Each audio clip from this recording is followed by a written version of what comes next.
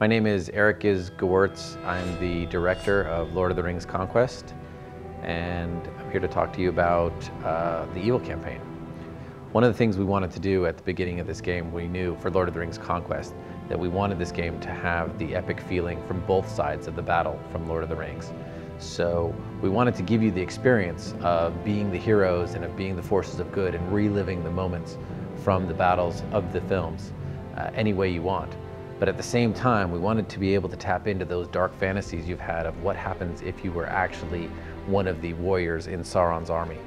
So building off that idea, we got inspired on this idea of an evil campaign. And what if you could play the evil campaign from the side of the bad guys and really experience what it would have been like to conquer Middle-earth for the forces of evil? So what we did is we started with the premise of what if Frodo had failed in destroying the ring. So in the evil campaign, you started at Mount Doom and you're trying to stop Frodo from destroying the ring. You get there just before he's about to drop the ring into the cracks of Doom. You defeat him and you deliver the ring to Sauron. And what this does is make Sauron powerful again. And he's able to rally his forces and drive the forces of good outside of the Black Gate and into Middle-earth. And as the forces of good kind of retreat and the armies of West retreat back to Minas Tirith and to Rivendell and all these fortresses of good, the evil forces trail along beside them. The other idea is that now that Sauron is powerful again, he's able to resurrect his generals. So he resurrects the Witch King and Saruman and even Balrog.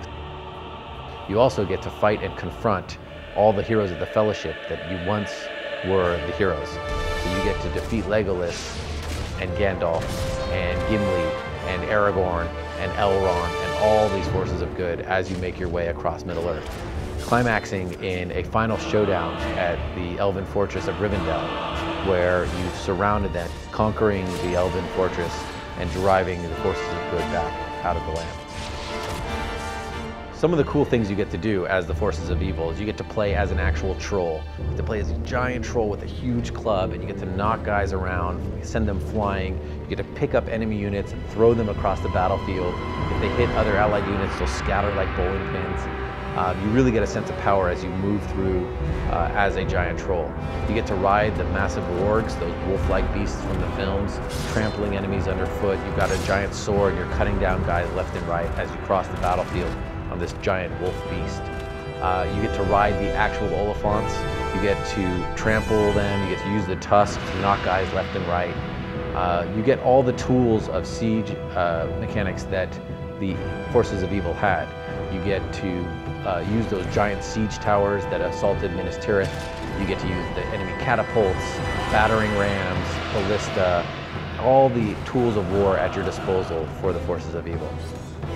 One of the coolest parts of being evil is actually getting to destroy the Shire.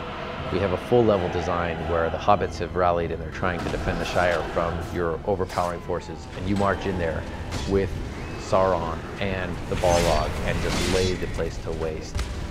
You get to fight Gandalf in this level. You get to command giant fell beasts swooping down from the sky, trolls and wargs as you kind of crush the forces of the Shire and drive the hobbits out of their peaceful homes. We're really excited to give fans the opportunity to play something and play in the Lord of the Rings universe a way that they never have before, and give them the freedom to experience what it's like to really be evil.